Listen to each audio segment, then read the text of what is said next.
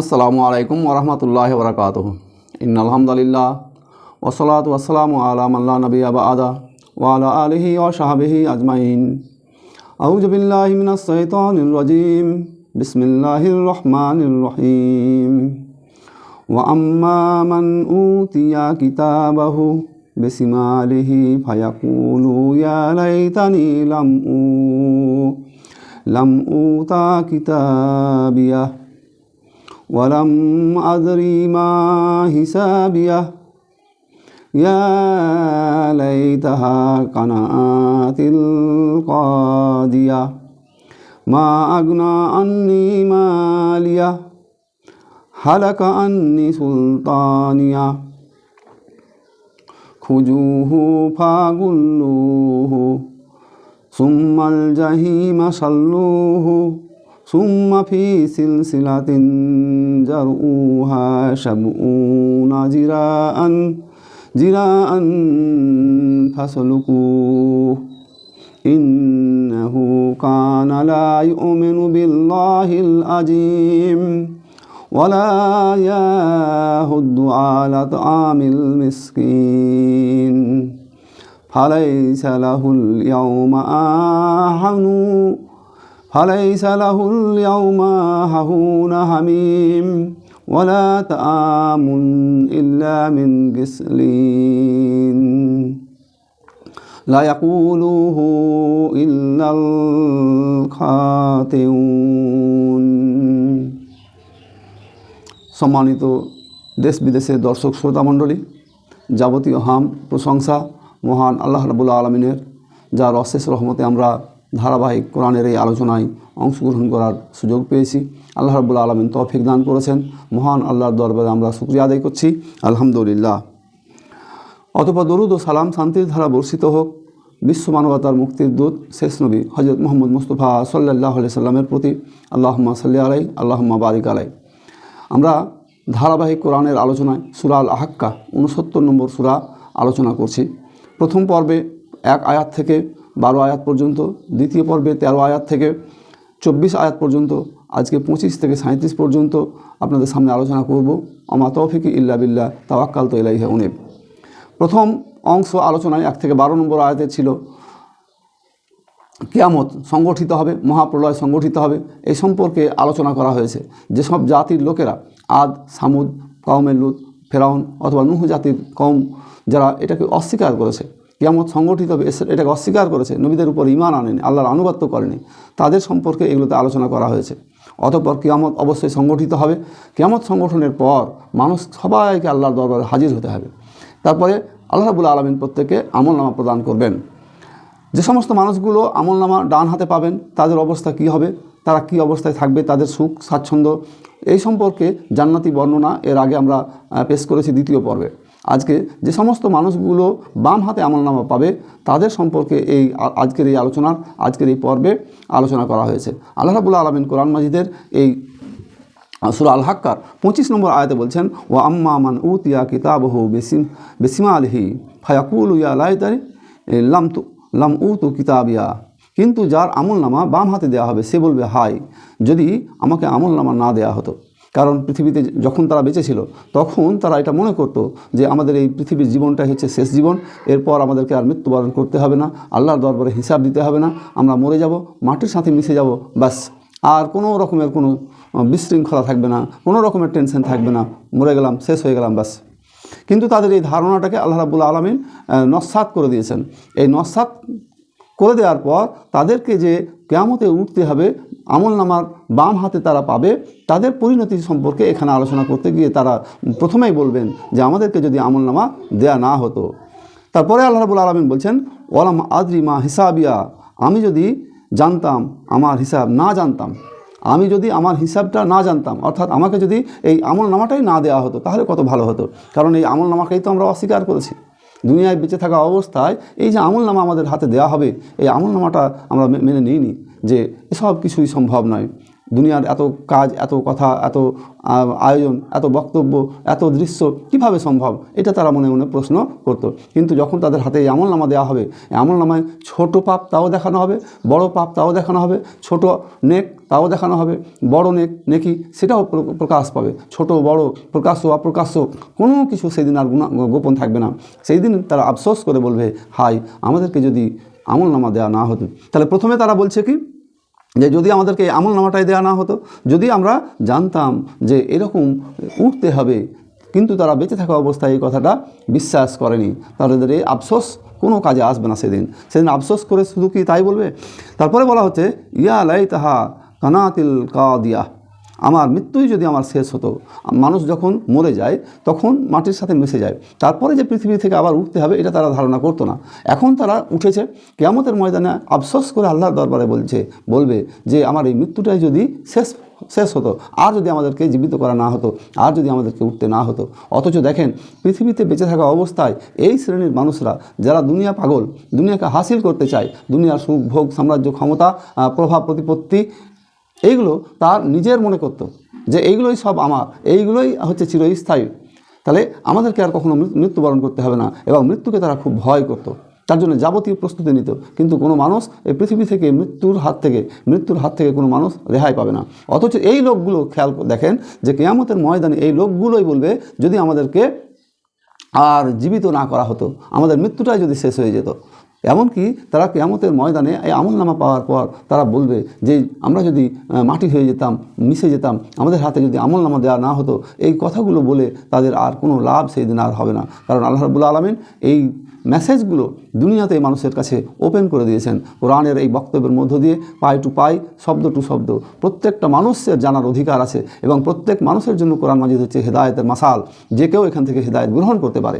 আজকে যেহেতু এটা প্রকাশমান, সকলের সামনে দিব্যমান, সবাই এখান থেকে পড়তে পারে, বুঝতে পারে, প্রচার করতে পারে, এবং সবাই এটা থেকে আমল করতে পারে। অথচ এই কোরআনের এই বাণী, কোরআনের এই কথাগুলোকে তারা বেমালুম ভুলে থাকতো, স্বীকার করতো না যে কিয়ামত সংগঠিত হবে, আমাদেরকে আবার উঠতে হবে, আমাদেরকে আবার হিসাব দিতে হবে। এই কঠিন বাস্তব বিষয়গুলোকে তারা অনুধাবন করতো না। কি মুশকিল সেই দিনের কথা। তাহলে সেই দিন তারা যে এই আফসোস করবে, সেই আফসোসে তাদের দুনিয়া অর্জনের জন্য যে তারা ধনসম্পদ উপার্জন করেছে, মা আগনা আন্নি মালিয়া, তাদের ধনসম্পদ তাদের কোনো কাজে আসলো না। তাহলে পৃথিবীতে মানুষের ধন সম্পদ, টাকা পয়সা, ক্ষমতা, প্রভাব, প্রতিপত্তি, সন্তান সন্ততি, বংশধারা, শক্তি, লাঠির দাপট, ক্ষমতার দাপট, এইগুলো আর সেখানে কিন্তু চলবে না। সেই দিন কোনোভাবে তাকে বাঁচানো যাবে না। আল্লাহ রাব্বুল আলামিনের যে আযাব, যে গজব, জাহান্নামের যে শাস্তি, সেই শাস্তি থেকে তার ধনসম্পদ বাঁচাতে পারবে না, সেই শাস্তি থেকে তার টাকা পয়সা বাঁচাতে পারবে না, সেই শাস্তি থেকে তার প্রভাব প্রতিপত্তি দুনিয়ায় যে ছিল তা কোনো কাজে আসবে না, সন্তান সন্ততি কোনো কাজে আসবে না, দলের লোক, সংগঠনের লোক, পার্টির লোক, কেউ কোনো কাজে আসবে না সেই দিন। বরং কিয়ামতের সেই দিন মানুষ নিজ নিজ আমলনামা নিয়ে ত্রাহি করতে থাকবে, এই যে আমি কিভাবে রক্ষা পাবো, আমি কোথায় গেলে বাঁচবো, ইত্যাদি অবস্থা। তাহলে এই অবস্থা থেকে সেই দিন কোনো মানুষ কিন্তু রেহাই দিতে পারবে না, তাদের আফসোস কোনো কাজে আসবে না। তারপরে আল্লাহ রাব্বুল আলামিন বলছেন, হালাকা আন্নি সুলতানিয়া, তাদের ক্ষমতা ও অপসৃত হয়েছে। অর্থাৎ দুনিয়াতে যে তারা ক্ষমতা ভোগ করতো, কেউ শাসক ছিল, কেউ প্রশাসক ছিল, কেউ রাজা বাদশাহ ছিল, সুলতানিয়া, সুলতান মানে শব্দটা হচ্ছে সাম্রাজ্য, সুলতানিয়াত, এবং সাম্রাজ্যের যিনি অধিপতি তিনি হচ্ছেন সুলতান। সুলতানিয়াত থেকে সুলতান শব্দ। তাহলে সাম্রাজ্যের অধিপতি, ক্ষমতাবান, অর্থাৎ পৃথিবীতে বহু মানুষ আছেন যারা বড় বড় রাষ্ট্রের ক্ষমতাবান। আমাদের ভারতবর্ষ একটা বিরাট দেশ, ভারতবর্ষের একজন শাসক আছেন, প্রধানমন্ত্রী আছেন, রাষ্ট্রপতি আছেন, যার কথা গোটা দেশের উপরে চলে। এরকমভাবে ফ্রান্সের রাষ্ট্রপতি আছেন, প্রধানমন্ত্রী আছেন, আমেরিকার রাষ্ট্রপতি আছেন, প্রধানমন্ত্রী আছেন। পৃথিবীতে 257টা যে দেশ আছে, প্রত্যেকটা দেশের রাষ্ট্রপ্রধান আছে। এই রাষ্ট্রপ্রধানদের কথা দেশের জনগণের উপরে চলে, তাদের ক্ষমতা আছে। যখন এই মানুষগুলো মারা যাবে তাদের কোনো ক্ষমতা থাকবে না, এবং এই ক্ষমতা কারো উপরে আর প্রভাব বিস্তার করতে পারবে না। এমনকি তারা কিয়ামতের ময়দানে যখন উঠবে, তারা যে দুনিয়ায় রাজা বাদশাহ ছিল, শাসক ছিল, সুলতান ছিল, তাদের এই ক্ষমতা সেই দিন কোনো কাজে আসবে না। তাহলে সেই দিনের যে আফসোসের মেসেজটা এটা চিরন্তনভাবে মানুষের সামনে তুলে ধরা হচ্ছে। এখন যারা দেশের বড় বড় শাসন ক্ষমতায় আছে তাদেরই যদি এই অবস্থা হয়, তাহলে সাধারণ মানুষ যারা শাসন ক্ষমতায় নেই, যারা একেবারে খেটে খাওয়া মানুষ, তাদের কী অবস্থা হবে? তাদের অবস্থা এবং শাসকদের অবস্থার মধ্যে কোনো পার্থক্য থাকবে না, তফাৎ থাকবে শুধু আমল। যার আমল ভালো হবে সেই কেবলমাত্র কিয়ামতের ময়দানে মুখ উজ্জ্বল থাকবে, সৌন্দর্য মণ্ডিত মুখ নিয়ে কিয়ামতের ময়দানে সে উঠতে পারবে। এছাড়া অন্য কোনো মানুষ সুখময় জীবন পাবে না, অন্য কোনো মানুষ সুখ শান্তিতে থাকবে না। সুখ শান্তি, মুখ উজ্জ্বল হওয়ার, আল্লাহর আরশের ছায়ার তলায় স্থান পাওয়ার একটাই মাত্রা, সেটা হচ্ছে খোদাভীতি, আল্লাহকে ভয় করে জীবন পরিচালনা করা। আল্লাহকে ভয় করে জীবন পরিচালনা করা, যে আমাদের এই জীবনের পরিসমাপ্তি ঘটবে এবং এই জীবনের পরে আমাদেরকে কিয়ামতে আল্লাহর দরবারে উঠতে হবে। সেই দিন আমলনামা দেওয়া হবে। যাদের আমলনামা ডান হাতে পাবে তারা মুখ উজ্জ্বল থাকবে, হাসতে হাসতে খুশিতে তারা অন্যদেরকে আমলনামা দেখাতে থাকবে।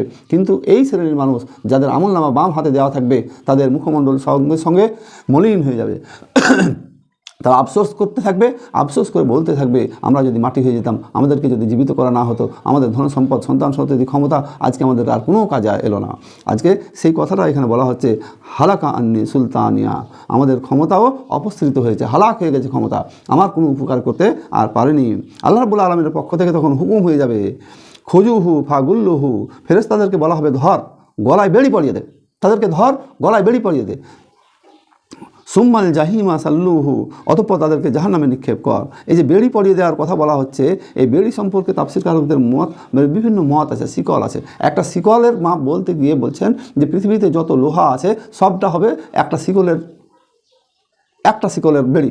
এবং তাফসীর ইবনে কাসিরে আছে যে এই শিকলগুলোর বেড়িটা এমন বেড়ি হবে যে একটা প্রান্ত থেকে আরেকটা প্রান্তর যে দৈর্ঘ্য সেটা 40 বছরের দৈর্ঘ্য।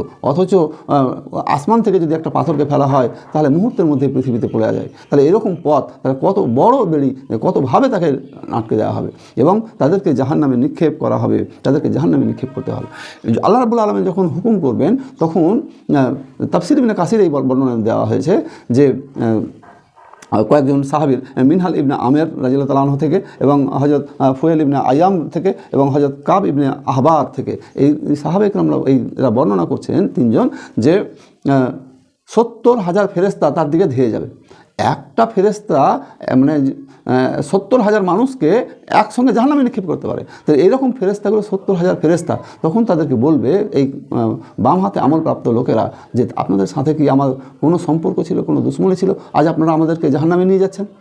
তখন ফেরেশতারা উত্তর দিবে, কঠিন করুণ বর্ণনা, যে তো ফেরেশতারা উত্তর দিবে যে আমরা কোনো মানুষকে ভালোবাসি আল্লাহর কারণে, আর আল্লাহ যার উপরে নারাজ হয় তা আমরাও তাদের উপরে নারাজ হয়ে যাই। আর আল্লাহর হুকুম আমাদের পালন করা, আল্লাহর হুকুম ছাড়া আমরা কোনো হুকুম, কারোর সাথে বন্ধুত্ব, কারোর সঙ্গে শত্রুতা আমাদের নেই, বরং আল্লাহর হুকুমটাই আমাদের কাছে সবথেকে বড় বিষয়। আল্লাহর হুকুম হয়েছে তোমাকে জাহান্নামে নিয়ে যাওয়া। তাহলে আল্লাহর হুকুমে এই ফেরেশতাগুলো যখন আপনাকে জাহান্নামে নিয়ে যাবে তখন আপনাকে কে বাঁচাবে? কে বাঁচাবে এই কঠিন পরিস্থিতি থেকে, কঠিন মুহূর্ত থেকে? এইরকমভাবে আল্লাহ রাব্বুল আলামিন মানুষকে জানিয়ে দিচ্ছেন যে তাদেরকে ফেরেশতাদেরকে হুকুম দেওয়া হবে যে ফাকুজুহু ফাগুল্লুহু, ধর, তাদেরকে গলায় বেড়ি পড়া, সুম্মাল জাহিমা সাল্লুহু, অতঃপর তাদেরকে জাহান্নামে নিক্ষেপ কর। এই জাহান্নাম হচ্ছে অত্যন্ত খারাপ জায়গা, নিকৃষ্ট জায়গা। এই জাহান্নামে নিক্ষেপ করার কথা আল্লাহ রাব্বুল আলামিন এখানে বর্ণনা করলেন, যে তাদেরকে ধর আর জাহান্নামে নিক্ষেপ কর। তারপরে বলা হচ্ছে সুম্মা ফি সিলসিলাতিন জারউহা সাবউনা জিরাআন ফাসলুকুহু, পুনরায় তাদেরকে শৃঙ্খলায়িত কর 70 হাত দীর্ঘ এক শৃঙ্খলে। 70 হাত দীর্ঘ লম্বা, এই 70 হাত দীর্ঘ লম্বা শৃঙ্খল, এই হাতের 70 হাত লম্বাটা কত হবে? এটা কোনো তাফসীরকারক বলছেন যে এটা হবে ফেরেশতাদের হাতের, ফেরেশতাদের যা মাপ সেই মাপের হবে, যেহেতু হুকুম করা হচ্ছে ফেরেশতাদেরকে।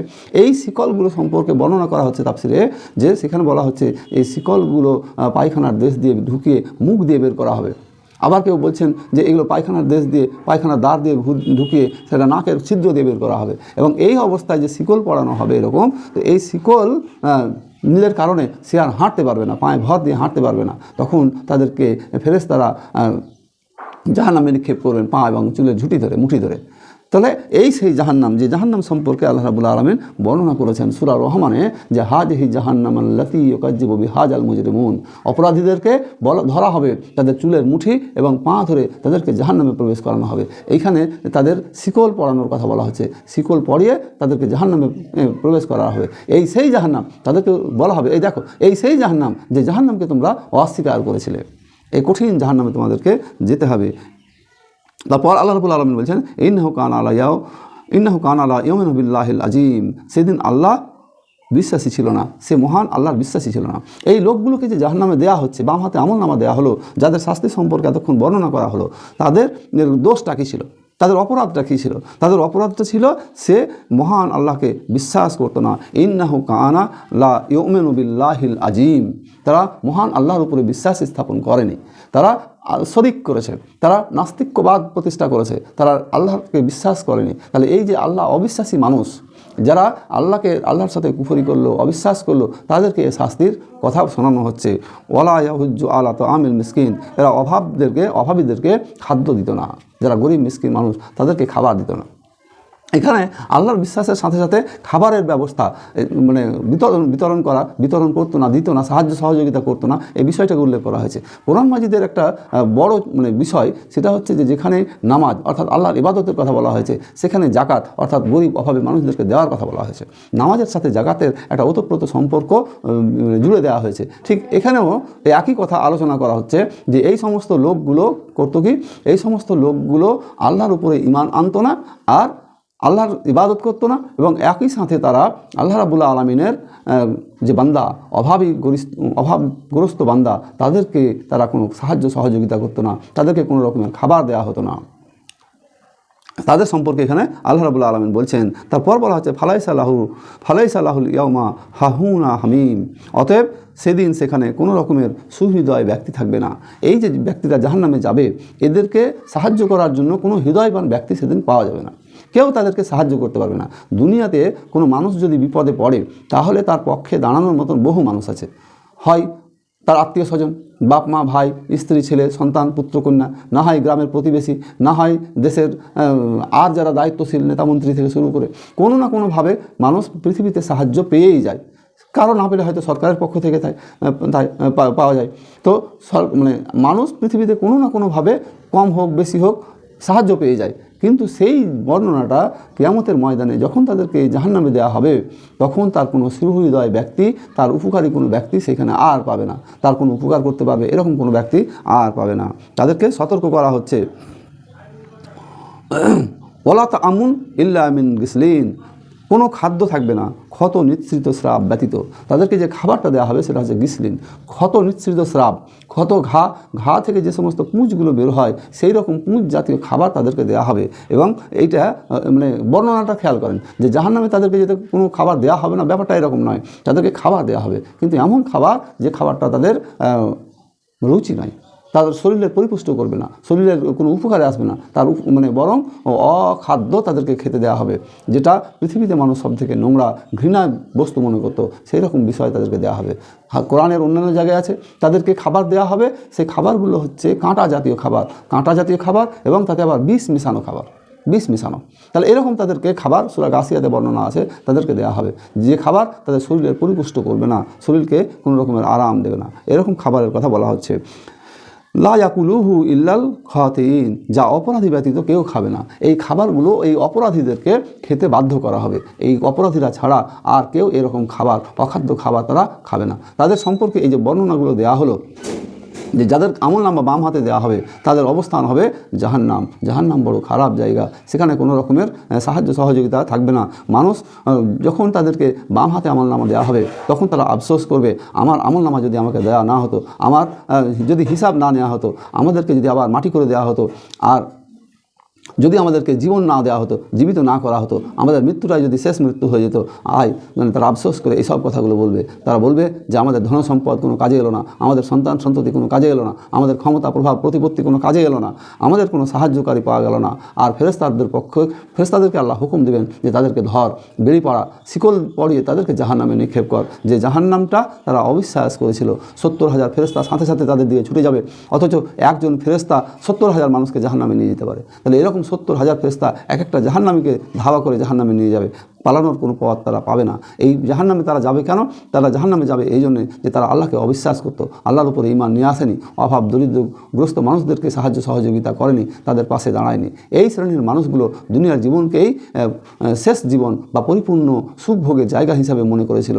তাদের এই শাস্তি আল্লাহ রাব্বুল আলামিন দিয়ে রেখেছেন। তো এই আয়াতে সূরা আল হাক্কার এই যে আলোচনা, এখানে পুরোপুরি জাহান্নামে মানুষ গেলে যে কী শাস্তি পাবে সেই সম্পর্কে বর্ণনা করা হলো। আল্লাহর কাছে দোয়া করি, হে মাবুদ, বক্তা শ্রোতা সকলকে যেন এই কঠিন জাহান্নাম থেকে রক্ষা করো। হে মাবুদ, তুমি ছোট বড় সাগিরা কাবিরা জাহেরা বাতেনা, জানা অজানা প্রকাশ্য অপ্রকাশ্য সমস্ত গুনাহ খাতাগুলো মাফ করো, জানিত অজানিত ভুল ত্রুটি মাফ করো। সমস্ত মানুষকে নিয়ে সমস্ত মানুষ যেন জান্নাতের অধিবাসী হতে পারে সেই তৌফিক তুমি দান করো।